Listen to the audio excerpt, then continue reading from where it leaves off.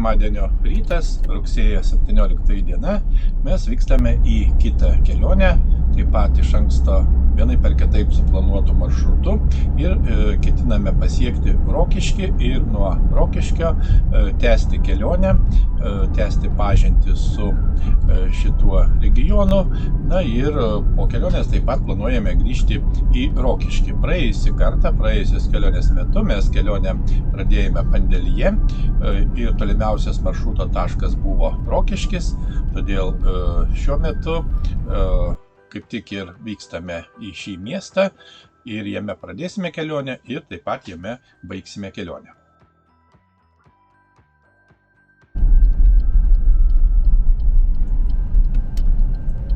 Vykstame pro Panevėžį, kaip tik šiuo metu važiuojame pro šį Aukštaitijos miestą ir vėliau iš Panevėžio pasuksime Kupiškio link ir važiuosime iki Kupiškio.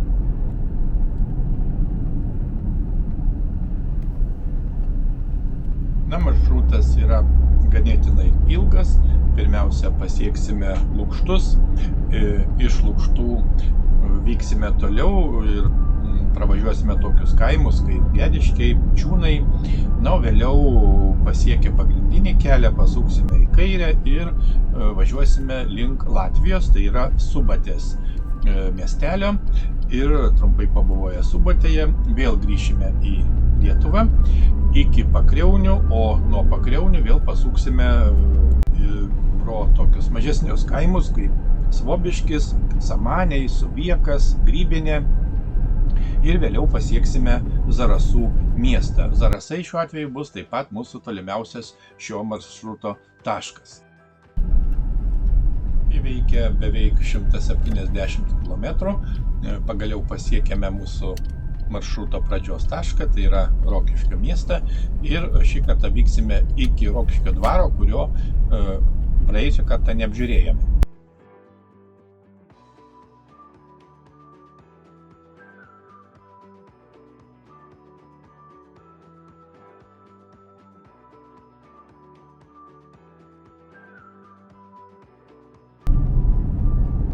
Kaip tik ir važiuojame dvaro link. Pabandysime maršruto pradžioje būtent apžiūrėti šį įdomų dvarą.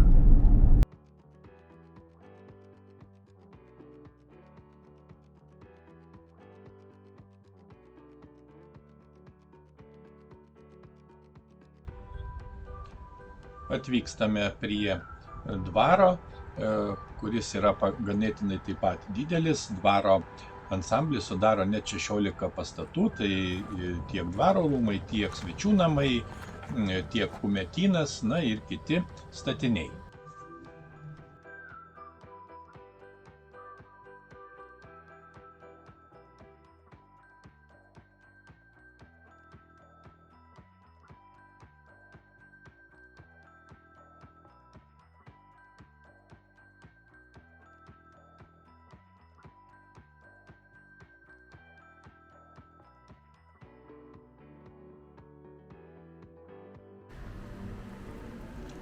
Pirmą kartą Rokiškio dvaras paminėtas 1499 metais Lietuvos didžiojo kunigaikščio Aleksandro privilegijoje.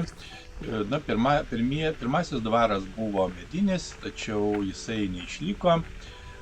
Na, vėliau, tik maždaug 18 amžiaus pabaigoje, Ignoto Tyzenhauzio iniciatyva, rezidencija buvo perkelta būtent į šią vietą, į Rokiškį, ir Rokiškio dvaro rūmai pabaigti statyti 1801 metais.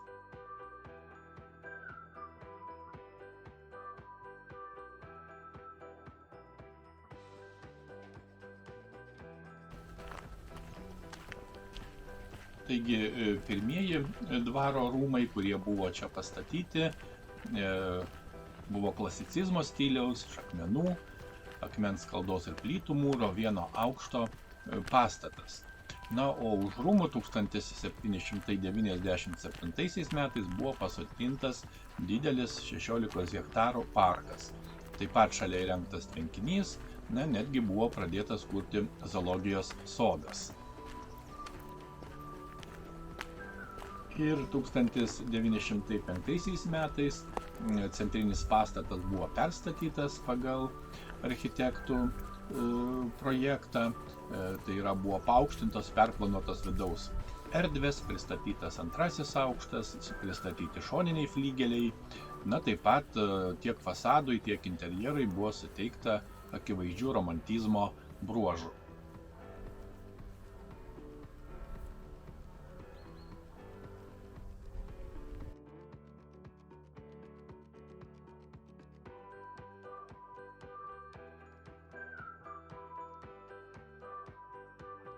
Taigi šiandien sekmadienis, rugsėjo 17 diena ir mes vėl eilinį kartą keliaujame į kitą kelionę naujų maršrutų ir šiuo metu esame Rokiškio dvare, prie Rokiškio dvaro, pagrindinių rūmų.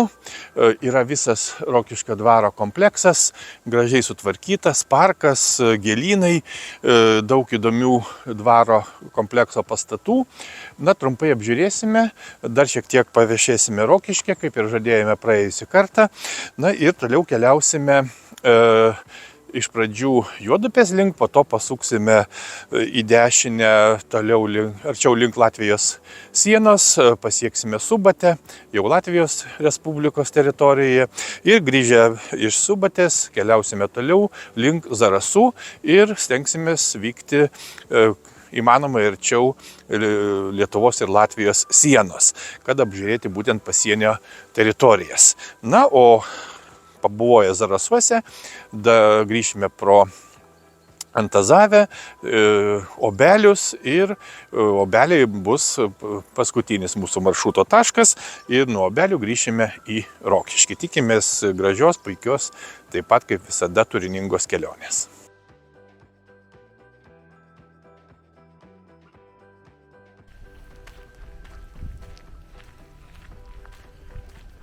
Einame pasivaikščioti į parką.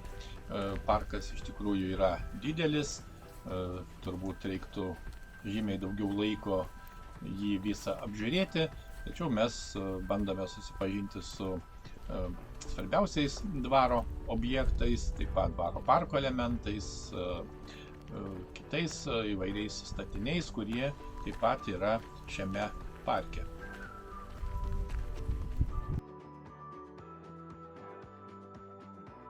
Matome, čia yra įvairių pastatų, taip pat yra kitų objektų, instaliacijų, taip pat rengiami įvairūs renginiai.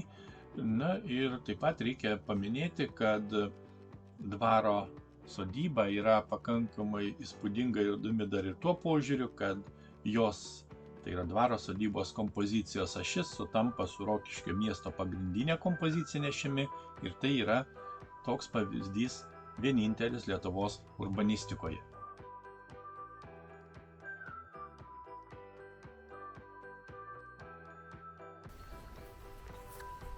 Einame pasisveikinti su Danieliais, kadangi vis dar ryto metas. Na, o Danieliai iš tiesų yra Rokiškio dvaro parko puošmena. Prieš keletą metų būtent jie buvo įkurdinti dvaro parke. Kaip žinome, tai yra elninių šeimos žinduoliai, užaugantis iki 100 ir net daugiau kilogramų. Na, įrengtas aptvaras, jie čia puikiai jaučiasi ir iš tiesų lankantis parke galima taip pat su jais susipažinti.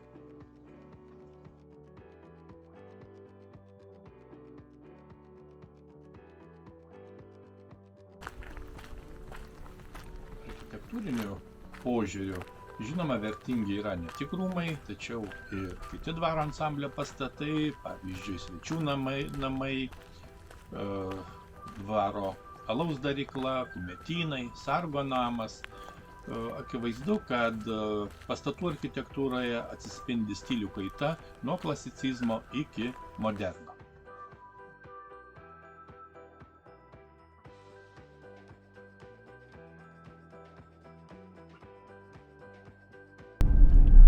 Vykstame numatytų maršrutų toliau ir pasiekiame Lukštų kaimą.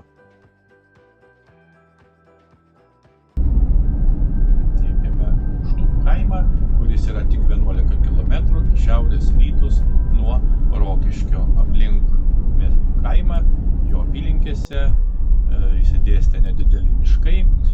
Pačiame kaime yra Lukštų Šventojo Apaštalo evangelisto Jono bažnyčia. Taip pat netoli kaimo yra Lukštų piliakalnis su senovės gyvenviete.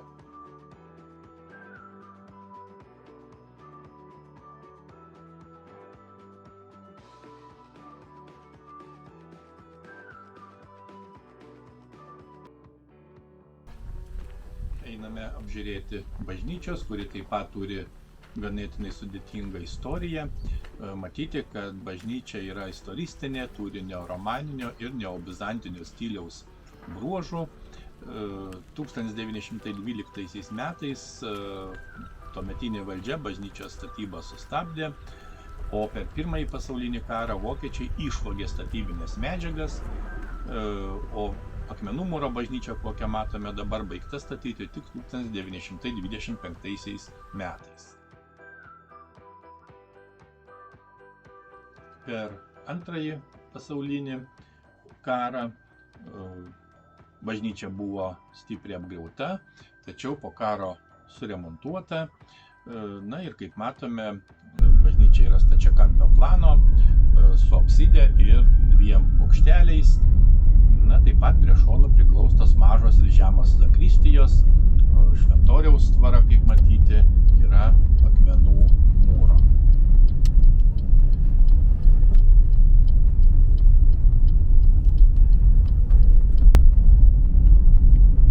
Vykstame maršrutu toliau, privažiuojame Gediškius, tai yra nedidelis kaimas, taip pat Rokiškio rajono savivaldybėje, apie 11 km į šiaurę nuo Obelių ir tik 2 km nuo Latvijos sienos. Visiškai, galima sakyti, yra pasienio kaimas. Pravažiuojame ir kitą nedidelį kaimą Rokiškio rajono savivaldybėje, taip pat maždaug 2 km nuo Latvijos sienos prie Susėjos ištakų. Būtent čia prasideda upės Susėjos ištakos. Na, kaime taip pat yra pastatytas paminklas Bučiūnų kaimui atminti. Na, nedidelis, tačiau gražus, tvarkingas kaimas. Vykstame toliau numatytų maršrutų.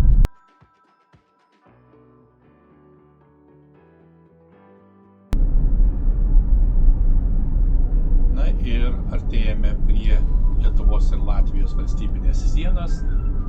Vykstame į Subatę. Na, tai yra lietuviškai dar vadinama Subata, seniau vartotas pavadinimas Subačius.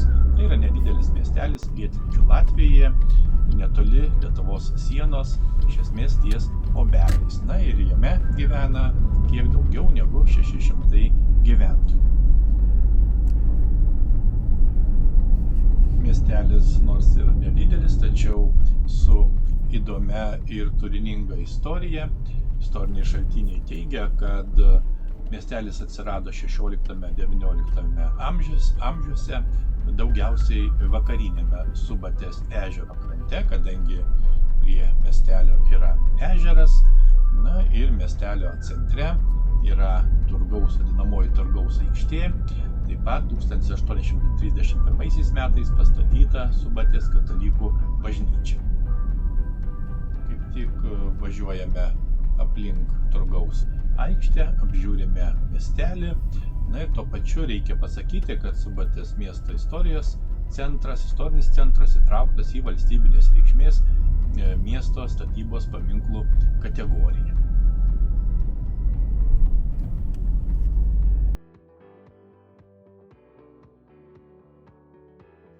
Na, reiktų pasakyti, kad su miestelio istorija taip pat susijusios įvairios legendos. Na ir viena iš jų pasakoja, kad Subatės pilyje kažkada anksčiau gyveno itin šaunūs miestiečiai. Na, o pilies valdovas kartu su miestiečiais pradėjo kovoti su lietuviais. Na, nežinia kaip ten buvo, tačiau taip teigia legenda. Na ir valdovo siela pavirto egle, o erelis nusileido ant pilies bokšto ir 3 kartus suklykė. Tuomet pilis nugrimzdo ir visi lietuvių kariai žuvo. Na, tokia yra bent latviškoji įdomi legenda. Važiuojame toliau, norime apžiūrėti Subatės Šventojo Jurgio liuteronų bažnyčią, kuri pastatyta 1685 metais. Na, ji yra penkiabokštė, išsiskiria itin puošniu interjeru ir medinėmis skulptūromis.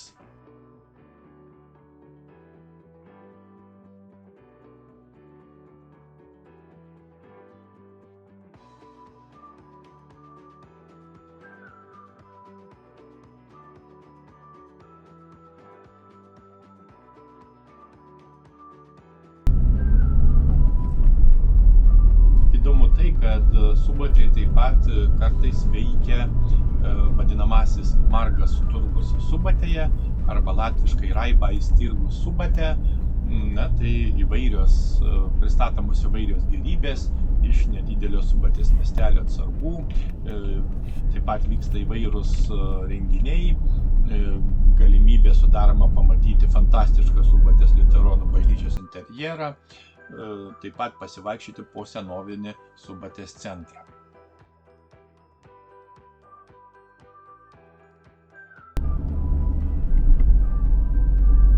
Apžiūrėję Subatę, vėl grįžtame į Lietuvą, tęsime numatytą maršrutą toliau, tačiau akivaizdu, kad išties norėtume rekomenduoti tie, kas nebuvę Subatėje, esant galimybei aplankyti šį nedidelį Latvijos miestelį ir susipažinti su juo išsamiau.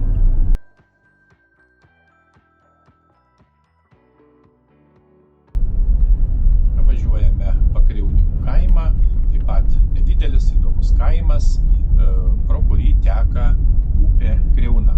Būtent su upės vardu siejamas šio kaimo pavadinimas.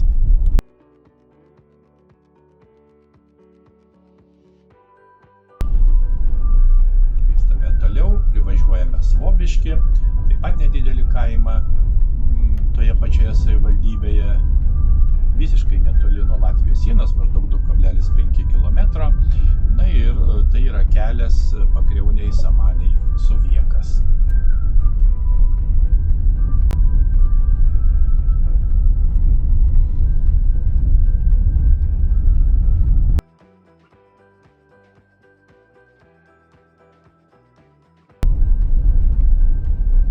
Važiuojame kitą kaimą, kuris jau yra kitoje savivaldybėje, būtent Zarasų rajono savivaldybės šiaurėje, bet pasienyje su Latvija, maždaug 3 km nuo sienos.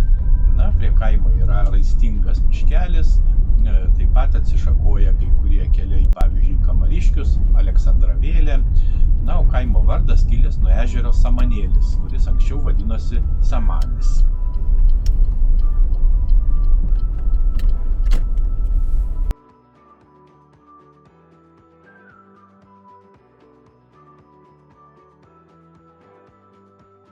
Pasukame link Kamariškių dvaro, yra tik tai 2 km į kairę nuo mūsų numatyto maršruto, kuriuo vykstame. Tačiau Kamariškių buvusi dvaro sodyba, ji yra išlikusi būtent Kamariškių kaime, Suvieko seniūnijoje. Ir nors dvaro rūmai apgriuvę, tačiau yra išlikę fragmentai ir šiuo metu vyksta atstatymo darbai, todėl yra labai įdomu aplankyti. Kaip ir dvarvietėje esantis istoriniai pastatai, iki šių dienų dvaro istorija nebuvo išsaugota, tačiau siekiama nuolat atnaujinti informaciją, kurią pavyksta surinkti, na ir siekiama atstatyti ne tik dvarą, tačiau dvarą su tikra istorija. Apžiūrime bent trumpai restauruojamo dvaro vidų, vidinės patalpas. Tikrai svarbu pasakyti, kad, kaip teigiama, Kamariškių dvaras yra tarsi naujų istorijų ir slow living erdvė. Parkas yra, kaip jau minėjome, Lietuvos ir Latvijos pasienyje. Čia nėra iš esmės interneto ar mobiliojo ryšio, o artimiausias mažas kaimelis tik už beveik 3 km. Na ir dvarvietė, kaip matome, pilna įspūdingų išlikusių dvaro statinių ir jų fragmentų, taip pat apsupta įspūdingos gamtos. Tai yra iš tiesų geriausia aplinka ramybei, kūrybai, poilsiui. Pasak restauruojančiųjų, šioje vietoje norima sukurti pirmąją Lietuvoje lėto gyvenimo erdvę, kur žmonės atvyktų pailsėti nuo skubėjimo, įtampos, skirtų laiko savo. Taip pat kartu dvarą ketinama pritaikyti kūrybai, vizualiniams menėms, muzikai ir panašiai.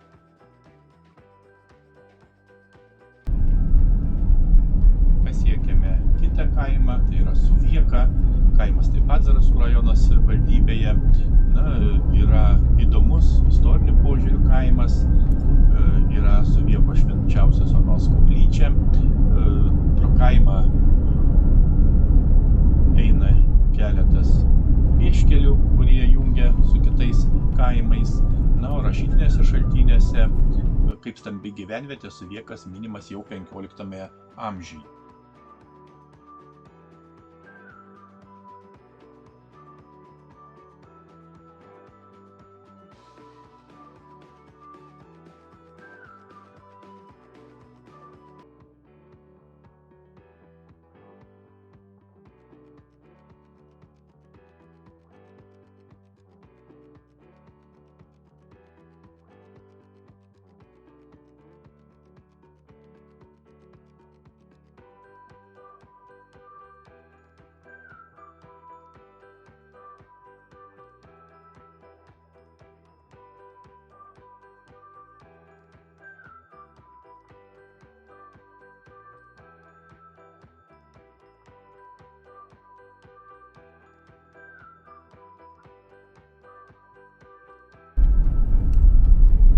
Pagaliau pasiekėme tolimiausią šio dienos maršruto tašką, tai yra Zarasus, miestą šiaurės rytų Lietuvoje, Utenos apskrityje.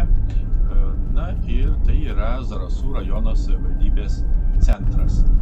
Miestas iš esmės yra urbanistikos paminklas bei kurortinė teritorija.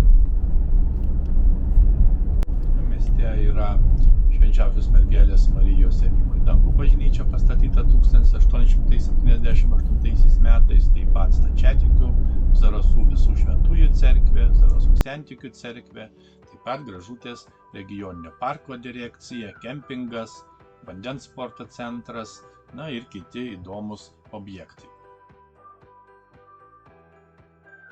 Itin įdomi liaudies etimologija, todėl kad pasakojama, kad kadaise ant didelės kalvos gyvenosi milžinų šeima, kurioje augęs milžinukas Azerasas. Ir milžinukas mėgdavo žaisti slėpynių, vieną kartą pasislėpęs taip, kad tėvai jo nebegalėjo rasti. Ir tėvai šaukė Azerasai, Azerasai. Tačiau aidas atkartoja tik Zarasai, Zarasai, Zarasai. Ir todėl taip pavadintas šis miestas.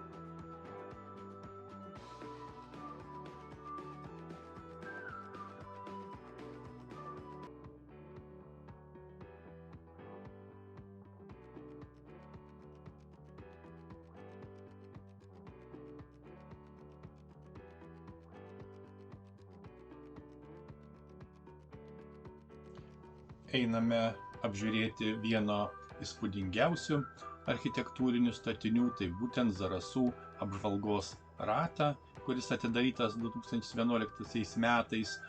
Ir praeinantiems šiuo ratu, 17 metrų aukščio ratu, atsiveria Zaraso ežero panorama.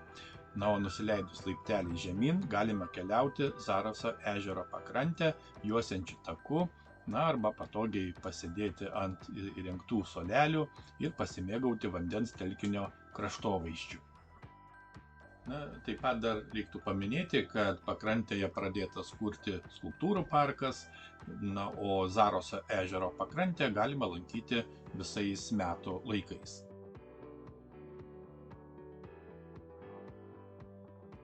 Taip, esame Zarasuose, einame Žvalgos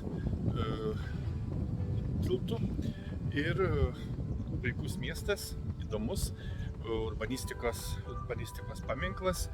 Taip pat reikia pasakyti, kad Zarasai yra kurortinis miestas,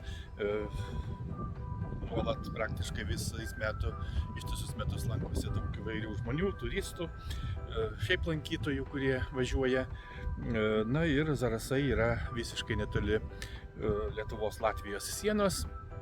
Ir mes atvykome nuo Rokiškio, maksimaliai arti sienos, pravažiavome keletą įdomių kaimų miestelio, aplankėme vieną iš rekonstruojamų dvarų. Ir dabar pabuvosime Zarasuose, pasivaikščiosime po Zarasus, apžiūrėsime miesto centrą. Ir vėliau jau nuo Zarasų grįšime link Rokiškio pro Alizavą ir Obelius. Ir juos aplankę kelionę, kaip ir planuojame, baigsime Rokiškyje.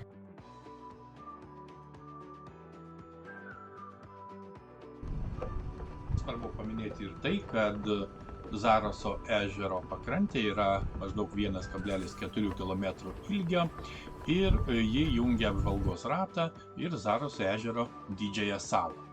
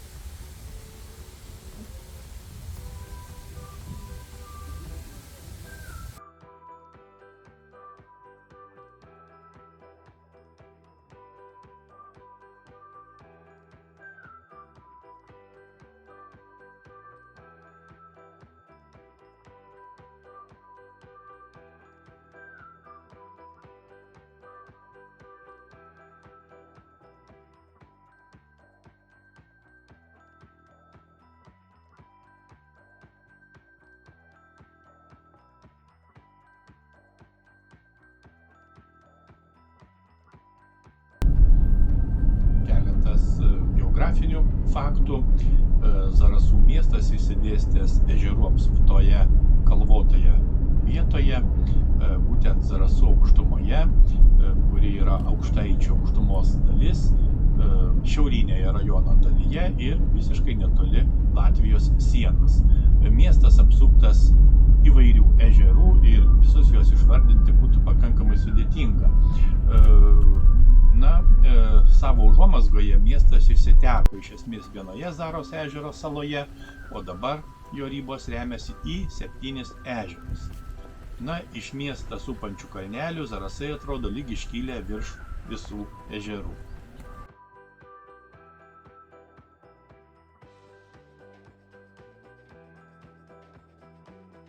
Einame apžiūrėti bažnyčios. Tai taip pat įspūdingas pastatas, ir įdomu tai, kad bažnyčia pastatyta vienoje aukščiausių miesto vietų, kas yra visiškai logiška. Bažnyčia neobarokinė, stačiakampio plano, 2 bokštė, 1 navė, o šventoriaus tvora taip pat yra akmenų mūro, kas yra tipiška šio krašto bažnyčioms.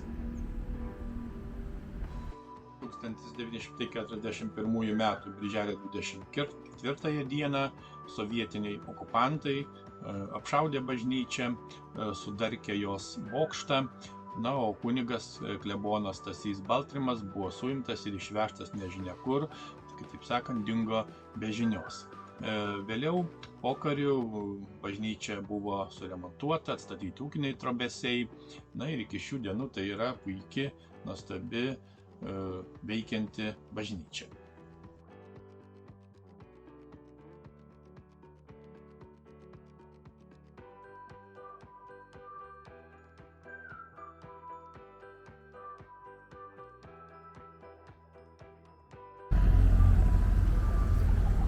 Apžiūrime miesto centrinė aikštė.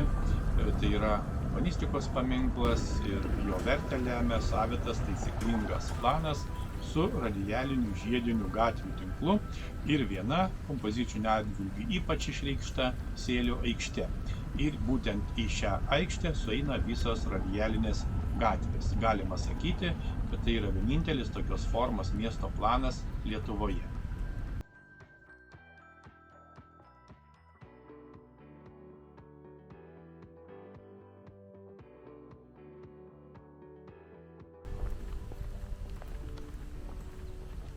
Centrinė aikštė yra gražiai sutvarkyta, tvarkinga, švari, įrengti suoliukai, kiti objektai, yra įvairių skulptūrų, taip kad visiškai malonu pasivaikščioti.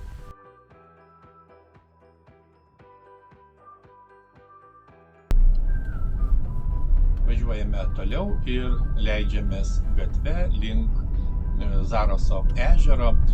Na, toks labai įspūdinga gatvė, įdomu ją važiuoti žemyn.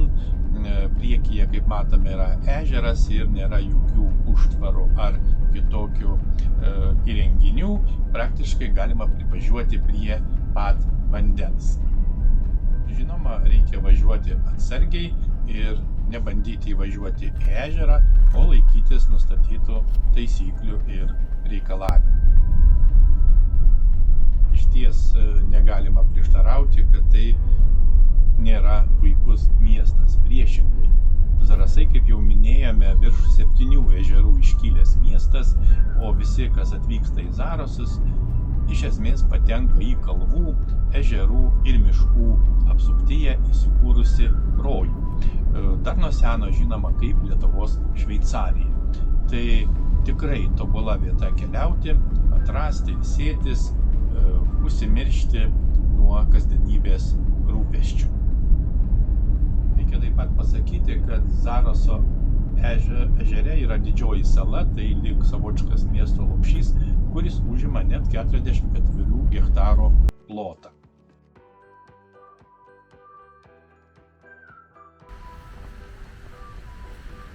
Na, einame apžiūrėti paminklo. Tai yra paminklas 1830-1836 metais baigtam ir atidarytam keliui Kaunas-Daugpilis.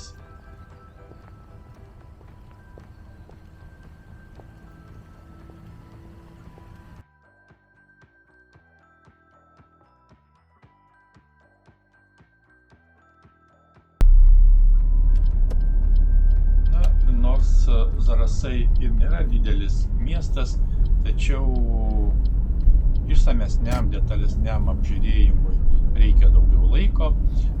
Mūsų maršrute yra numatyti dar kiti objektai, todėl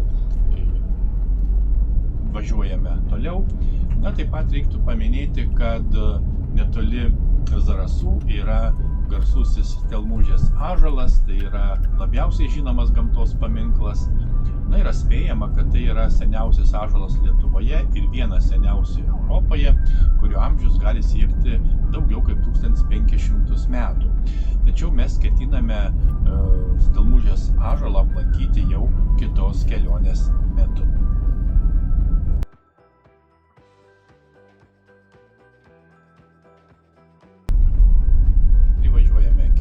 Mūsų maršrute numatytą objektą, tai yra Imbradas, nedidelis kaimas Zarasų rajono savivaldybėje, netoli Imbrado ežero, tiksliau šito ežero šiauriniame krante. Na, Imbradas, manoma, yra bendravardinis vietovardis, kuris kilo nuo greta esančio Imbrado ežero, o ežero vardas tikėtina susijęs su tarminiu veiksmažodžiu imbristi, tai yra įbristi į vandenį.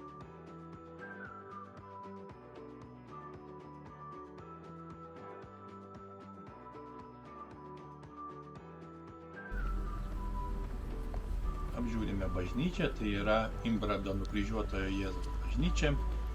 Kaip matom, bažnyčia yra klasicistinė, turi liaudies architektūros bruožų, medinė, ilgo stačiakampio plano.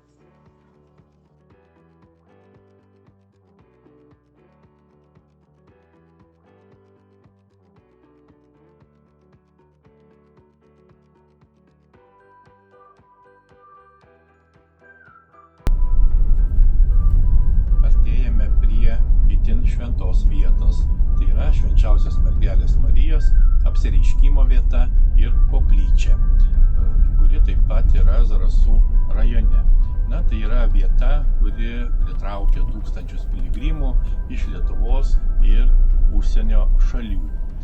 Yra įvairūs su tuo susiję pasakojimai, taip pat galima rasti papildomas informacijos kitose šaltiniuose.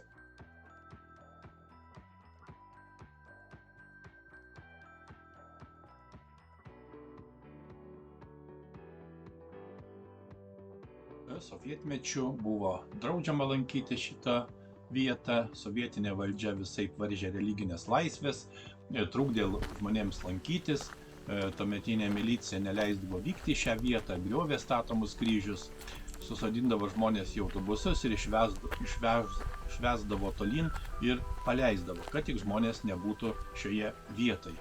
Ir laisvai lankyti apsireiškimo vietą buvo galima tik po Lietuvos nepriklausomybės atkūrimo. Na, vėliau jau nepriklausomybės laikais ši vieta ir koplyčia buvo pašventinta.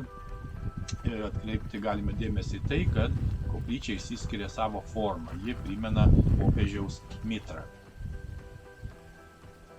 Tam tikrą prasme ši apsireiškimo vieta primena Kryžių kalną, kuris, kaip žinia, yra netoli Šiaulių, nes čia yra gausu įvairių formų kryžių. Taip pat teigiama, kad Ilgio ežero vanduo, būtent ši vieta yra prie Ilgio ežero, ką reiktų taip pat paminėti.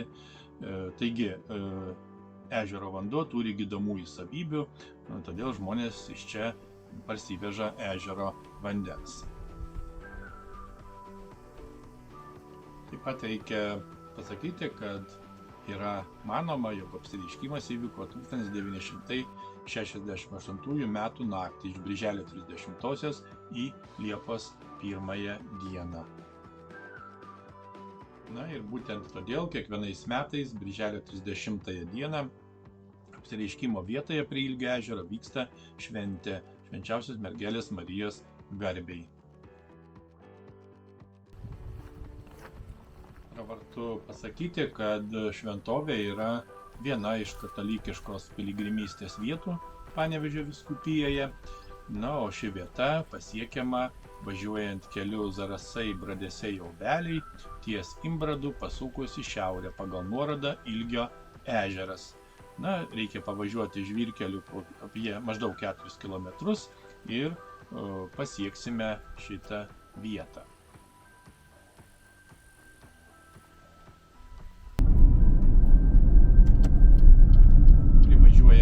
Kitą mūsų maršrute numatytą objektą, tai yra kaimas arba nedidelis miestelis Antazavė, būtent taip pat Zarasų rajono savivaldybėje, prie pagrindinio kelio Zarasai-Obeliai. Na, tai yra iš tiesų itin jaukus mažas miestelis, kaimas. Na ir kaip teisingai yra sakoma, kad Lietuvos ežerų krašto miesteliai visuomet alsuoja ramybė ir neapsakomu jaukumu. Būtent miestelio centre svečius pasitinka medinė valties ir paukščio skulptūra. Būtent taip atrodo ir Antazavės herbas, kuris simbolizuoja šio krašto gamtos grožį. Tradiciškai apžiūrime bažnyčią, tai yra Antazavės Dievo apvaizdos bažnyčia, kuri yra būtent šiame miestelyje. Na, kaip matome, bažnyčia turi baroko architektūros bruožų. Tiek pati bažnyčia, tiek varpinė, tiek vartai yra architektūros paminklas, saugomas valstybės. Na ir dar įdomu tai, kad bažnyčia ne tik medinė tašytų rąstų, tačiau pastatyta nenaudojant vinių.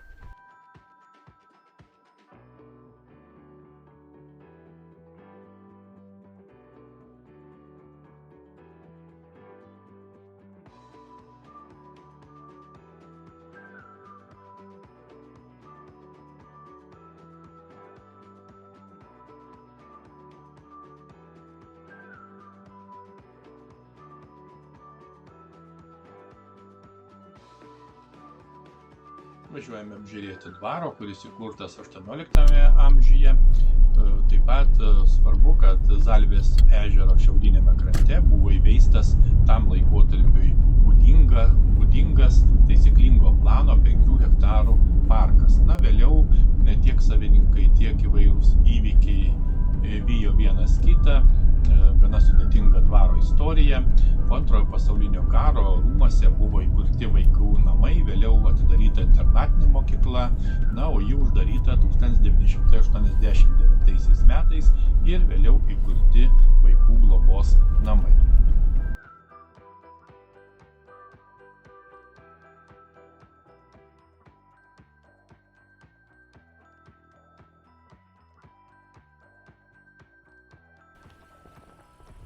Einame apžiūrėti rūmų iš arčiau. Reikia taip pat pasakyti, kad palyginus nesenai, 2012 metais, buvo parengti ir pradėti įgyvendinti rūmų stogo ir fasadų tvarkybos darbų bei rūmų kapitalinio remonto projektai. Ir tą rezultatą mes matome, rūmai puikiai sutvarkyti. Ir dabartiniu metu rūmuose įsikūręs tradicinių Zarasų krašto amatų centras.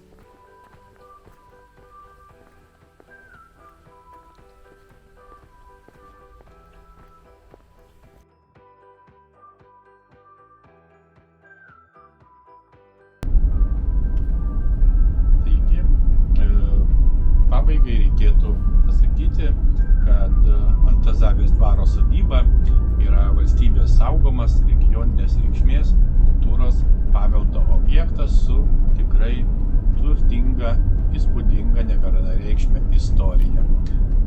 Mes vykstame toliau numatytų maršrutų.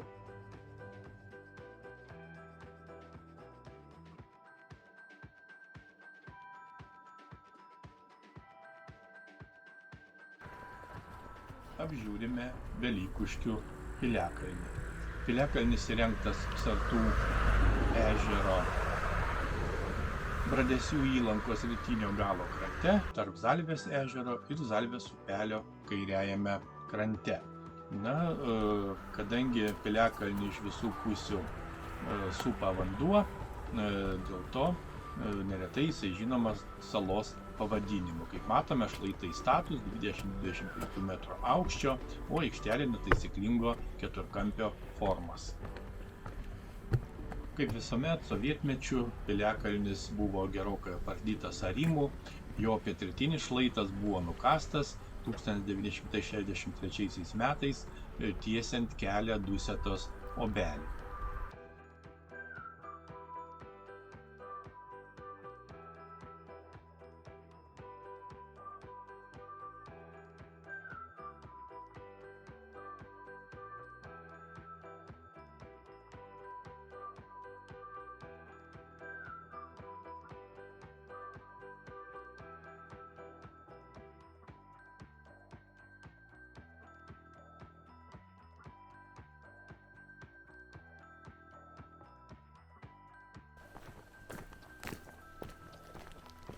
Einame apžiūrėti Sartų apžvalgos bokštą. Tai išties įspūdingas bokštas. Bokštas buvo pastatytas 2006 metais privačiomis lėšomis. Tai yra 36 metrų aukščio apžvalgos bokštas. Į jį lipti nėra taip paprasta, iš tiesų reikalauja daug pastangų, tačiau vaizdingas Aukštaitijos apylinkės, mėgstantiems stebėti žmonėms, iš tiesų verta apsilankyti šiame bokšte, nes atsiveria nuostabios Sartų ežero ir jo apylinkių panoramos.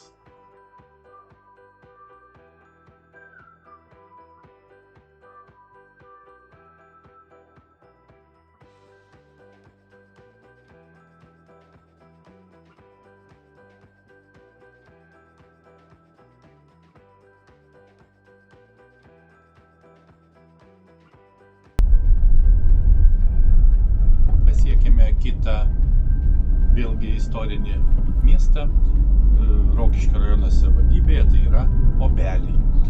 Obeliai yra maždaug 15 km į rytus nuo Rokiškio, pro miestą prateka Kriauna, taip pat pietvakariuose yra Obelių ežeras. Miestelis iš tiesų yra senovinis, istorinis. Manoma, kad jo pavadinimas kilęs nuo bendrinio žodžio obelis. Taip galėjo būti pavadinta vieta, kurioje augo daug obelų. Pirmą kartą obeliai minimi 1509 metais Lietuvos Didžiosios kunigaikštystės teismo aktuose, nes tuo metu Obelių dvaras priklausė Lietuvos didžiajam kunigaikščiui.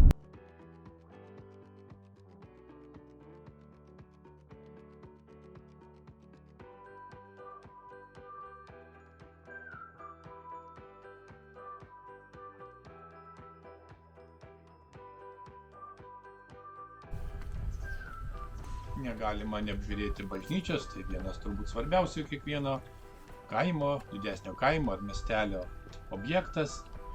Kaip matome, tai yra bažnyčios architektūra, stilius būdingas to krašto bažnyčioms. Ji turi neogotikos bruožų, taip pat yra kryžminio plano, dvibokštė, turi 3 altorius. Šventoriaus tvora taip pat yra akmenų mūro.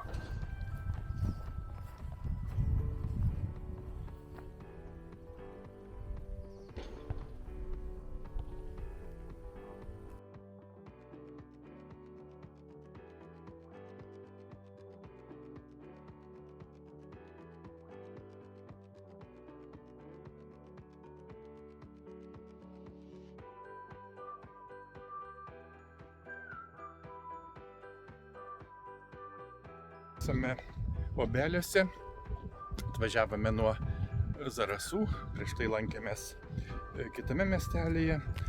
Ir dabar apžiūrėjome ką tik Šventos Onos bažnyčią, kurią matome. Ir keliaujame toliau apžiūrėti miestelį. Miestelis yra senas, įdomus pastatai, didžiąja dalimi iš akmens arba mediniai.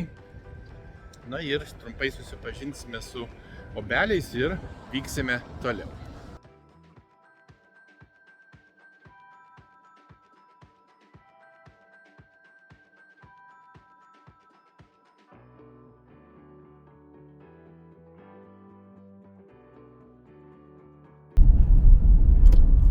Obelių istorija taip pat ganėtinai sudėtinga. Pavyzdžiui, galima sakyti, kad miestas aktyviau vystytis pradėjo nuo 1873 metų, kada buvo nutiestas Radviliškio Daugpilio geležinkelis. Vėliau veikė tam tikros įmonės, pavyzdžiui, malūnai, lentpjūvė, traukinių remonto dirbtuvės, ir kitos didesnės ar smulkesnės įmonės. Kita vertus, obeliai nuolat garsėjo tuo, kad priešinosi valdžiai. Nemažai gyventojų prisidėjo, pavyzdžiui, prie 1831 metų sukilimo, o 1896 metais Obelių dvaro baudžiauninkai surengė vieną pirmųjų Lietuvoje darbininkų streiką.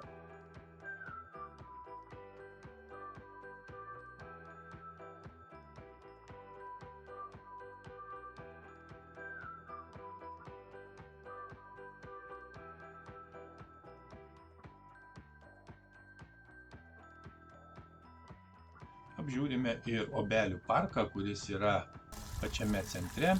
Tai yra miestelio gyventojų ir svečių itin pamėgtas parkas, jame sukurtos puikios sąlygos poilsiui, įrengti mediniai suoleliai, 5 pavėsinės, 3 tilteliai per Rastupio upelį, žinoma įrengti sanitariniai mazgai, automobilių ir dviračio aikštelės, sutvarkyti šaligatviai, yra Obelių šaltinis. Ir iš tikrųjų tai puikia vieta aktyviam laisvalaikiui ir poilsiui.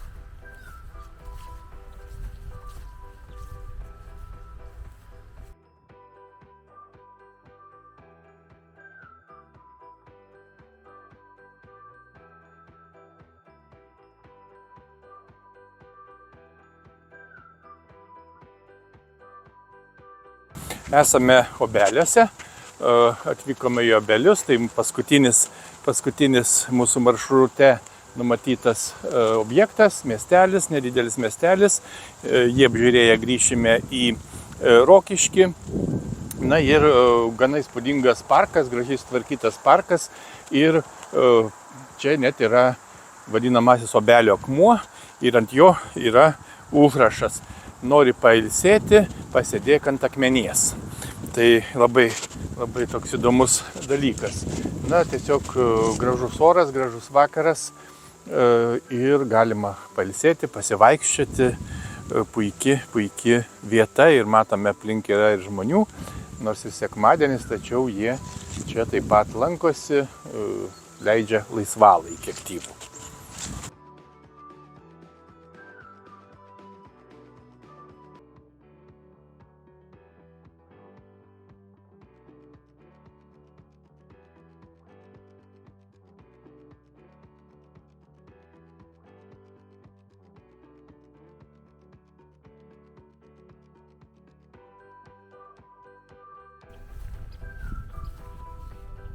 Apžiūrime dar vieną objektą Obeliuose, būtent Obelių malūną. Na, tai yra istorinis pastatas, tačiau istorinėse šaltinėse nėra aiškios informacijos, tiesiog spėliojama, ar tai yra tas pats pastatas, kuris buvo pastatytas 1840 metais.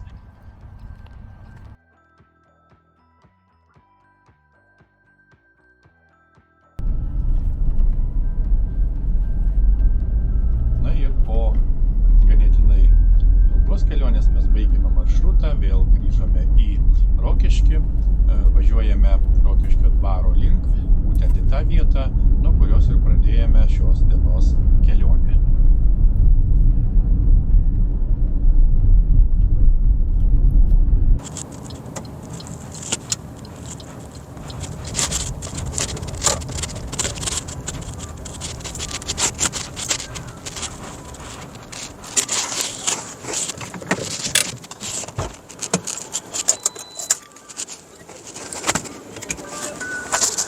Na štai, grįžome iš kelionės, aplankėme įdomų maršrutą, važiavome daugiau negu 140 km, aplankėme šventą vietą, Švenčiausios Marijos apsireiškimo vietą, taip pat pabuvojame rekonstruojame dvare, lankėmės, apžiūrėjome Zarasus, taip pat Obelius, na ir kitus didesnius ar mažesnius miestelius ir kaimus. Visas maršrutas buvo išties labai įdomus, įspūdingas, turiningas, kaip visada daug pažinome, daug pamatėme. Na ir vėlgi grįžome į Rokiškį, prie Rokiškio dvaro ir čia, kaip ir buvom planavę, čia pradėjome kelionę ryte ir čia prie Rokiškio dvaro kelionę baigėme. Ir jau po to dar pasisvečiuosime trumpai ir grįšime namo į Šiaulius.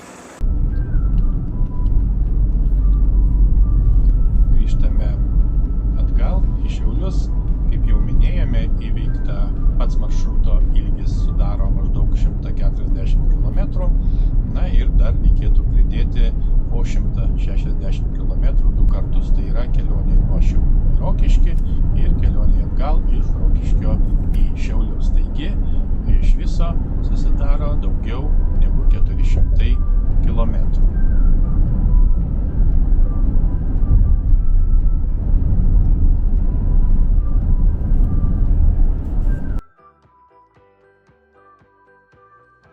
Sąlygiškai tarsi kelionės desertas, kabutėse, yra Strūvės dienovidinio lanko Gireišių geodezinis punktas, kurį mes nutarėme apžiūrėti, nes jis yra pakeliui nuo Rokiškio į Panevėžį. Tai yra Strūvės geodezinis lankas, kuris visumoje yra apie 2820 km ilgio trianguliacijos grandinė, kuris skirta tiksliam Žemės dienovidinio lanko ilgiui nustatyti ir apskaičiuoti, geriausiai atitinkančio Žemės formą ir dydį elipsoido parametrus. Na, šitas geodezinis lankas tęsiasi nuo Fugleneso, tai yra Norvegijoje Arkties vandenyno pakrantės, iki Dunojaus žiečių prie Juodosios jūros ir kerta 10 dabartinių valstybių teritorijas.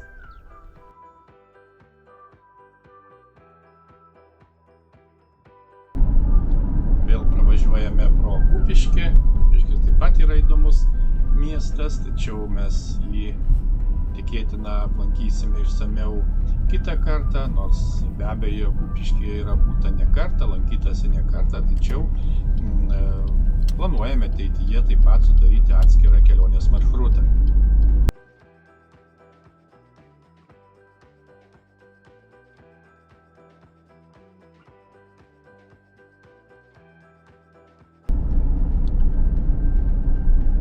Dar pakankamai šviesiu metu pasiekėme Panevėžį, grįžtame pro Panevėžį link Šiaulių. Reikia pasakyti, kad jau iš tiesų yra ruduo, diena nuolat ir sparčiai trumpėja.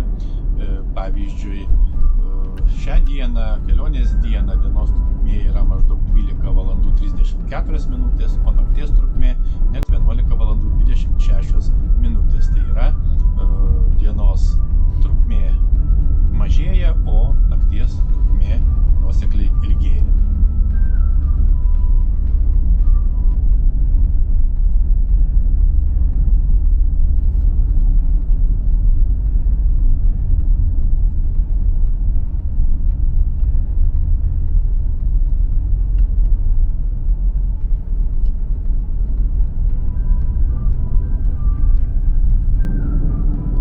Į Šiaulius grįžtame jau sutemus, kaip jau minėjome, diena nuolat trumpėja, tačiau dar kartą įsitikiname ir patvirtiname žinomą tiesą, kad keliavimas yra puikus būdas turiningai praleisti laisvalaikį ir tuo pačiu labiau, išsamiau ir geriau pažinti Lietuvą. Iki kitos kelionės.